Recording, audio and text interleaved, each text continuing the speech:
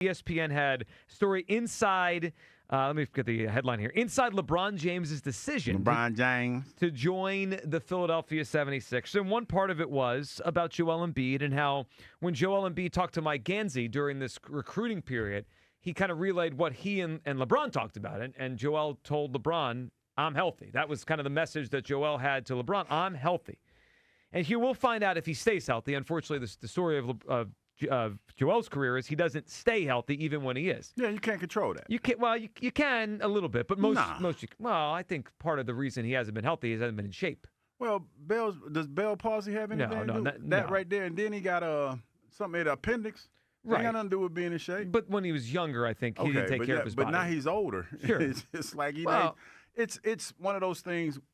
Only thing he can guarantee, in my opinion, is he works hard. Conditioning. Yes, that's it. That he should be able to control. That's all he can do. Yeah. Because you can't sit there and say, hey, I don't know. You can't say, I'm not going to get hurt. Because it's the same. It's the equivalent of the dude on World Police said, I promise I'll never die. It's the same thing. To me, it's the same exact thing. You can't control it. That's true. And hopefully he stays healthy. But history says, we know how this goes. But do they need a healthy Embiid? I mean, like when you think of the Sixers, do they need Embiid to be healthy, to be the team we want them to be? This is the first time because of how much else they have on the roster. I don't think the level of need for Embiid is the way it used to be. I think the four guys they have, if you just told me Embiid was not here, I still think they're going to win 55 games and have a chance to be a championship team without Joel Embiid. Let me say it like this. I think Embiid, it would be nice to have him. Yeah. But I'm not dependent on it because there's been too many seasons where we've said, hey, we need the big fella, but the big fella's not playing. And when he gets out there, he plays well. Not trying to diminish anything that Joel Embiid brings to the table. But it's inconsistent in the sense that you don't know when you're going to get it. Mm-hmm. And that's the tough part about it.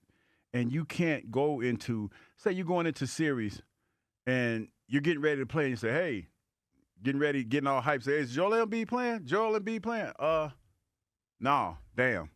Would have been nice to have him, but we got, it's been too much of that over the years. My biggest question with the Sixers experiment, like what has been created since a week ago when LeBron got here, is Joel's role in all this. Like, first of all, will he stay healthy? I don't know. My guess is probably not. But second, how does he even fit this team? Everyone else, it's very easy for me to understand how it works and how it fits. It's not hard. Like, VJ Edgecombe is going to take the biggest backseat because he's the youngest player and the least accomplished player, and he can probably score 12 to 14 points just on fast breaks, dunking the ball, and playing defense. Mm-hmm. Maxey is going to be their best and most important shooter, and he's going to get a lot of open shots because LeBron's going to get him open and get him, his spot, and he's going to shoot. Jaylen Brown has a lot of experience being not the number one. He was never the number one until this past year. That was Jason Tatum. So Brown knows how to play off of another player. And LeBron James can kind of mold his game to anything he's got with him because that's who he is.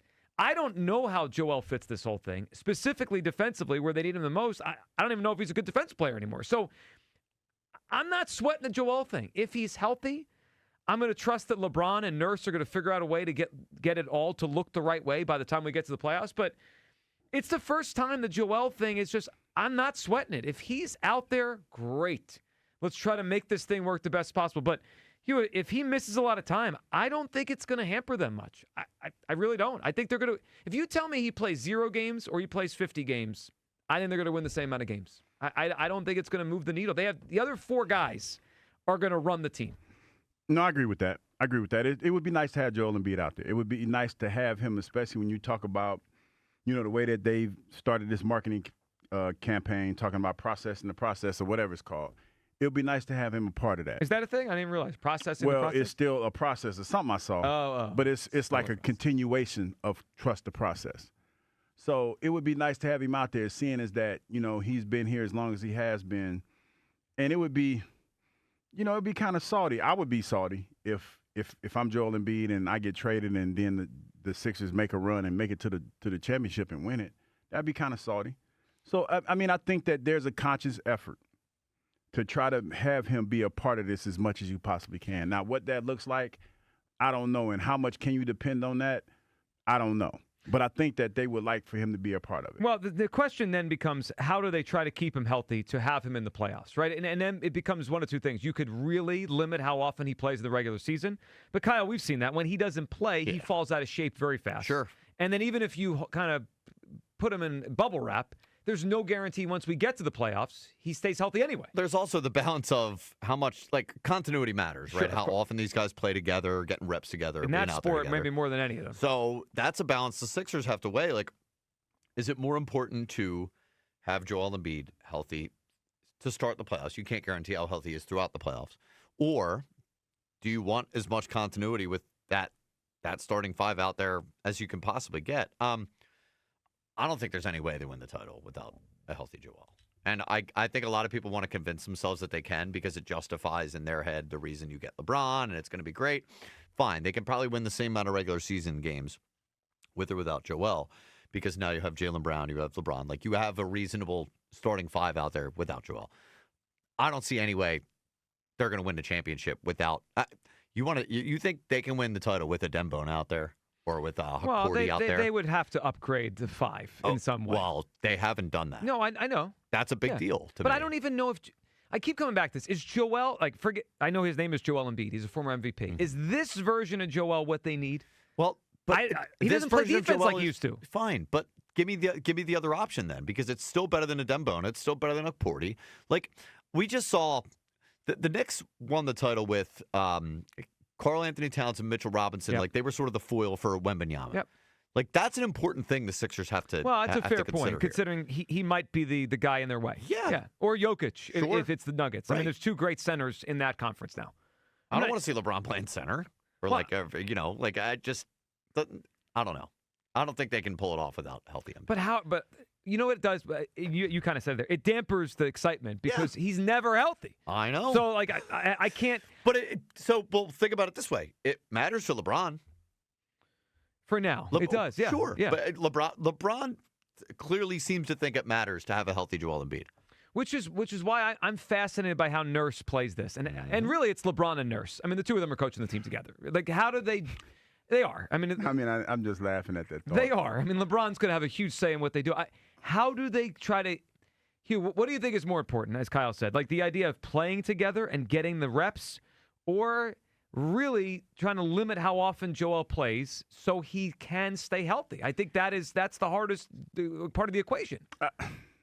I look at it like this, and I'm a long talk just for a minute because I feel like a lot of this, I don't feel like going into this conversation with LeBron that was the gist of the conversation. Because Joel Embiid over the years has been what he's been, and he's been oft injured. Yep. I think it was to sell maybe LeBron on them not trading him, he can get the job done type deal. I'm healthy now. Yeah. I think, and that's just me thinking about it because what is Joel Embiid gonna say to LeBron James, who has been pretty much healthy his whole career, that's gonna convince him to make LeBron think that he's gonna be healthy? Nothing. I don't think so. I just think that's the way that the story's being told. I think it was more so to be like, hey, man, give me a shot. Give me a chance to change certain things. Because we also got to remember, whether it's true or not, there were rumblings in that building that Joel Embiid was going over people's heads to get certain things done, and he was mad about the fact that somebody told on his work ethic or something like that.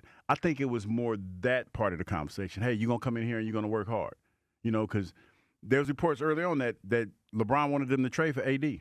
So I think it was more that than anything, not promising that I'm going to be healthy, just that I'm going to be present and I'm going to work hard. You know what I would love more than anything? You talk about Joel Embiid's Sixers legacy. Hugh, the way I view it with this season and the LeBron thing now, the coolest ending to the Embiid story is if he completely changes his game and changes his body and becomes the player this team needs. I don't need him to score 28 points a game anymore. They don't need that. I just said I think the four guys they have without Embiid are going to score plenty of points and win plenty of games. They need a defensive anchor now, a rebounder.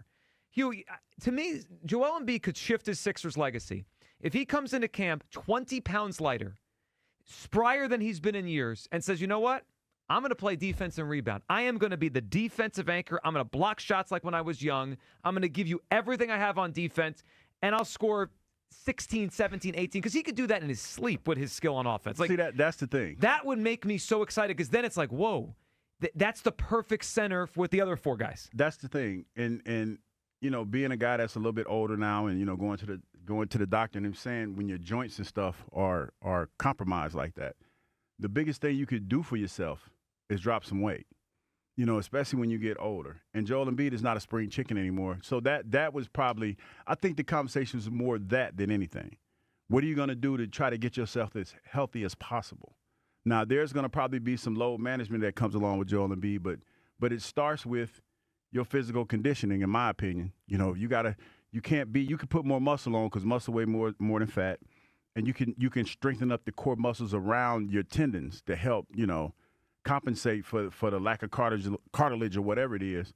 But that starts with you getting in the gym and being dedicated to that. And I think that's probably more the conversation than anything because you can't control whether or not you get hurt. Yeah. You can't control that. Well, especially some of those. Bell's palsy, appendectomy. I mean, that's just the bad luck. Yeah, I would just hope that in the next month or two, Joel asks Nick Nurse and LeBron, what do you need from me? Like, what do you want me to be this year? And if they come back and say, hey, we need you to be the big that rebounds and plays defense, and we don't need your offense anymore to the level we used to. And then if he does that, then that would be the perfect ending to this Joel Embiid story. If he comes in the same shape he's usually in and wants to score 33 points a game, that's not going to work. It's just that they don't need that anymore.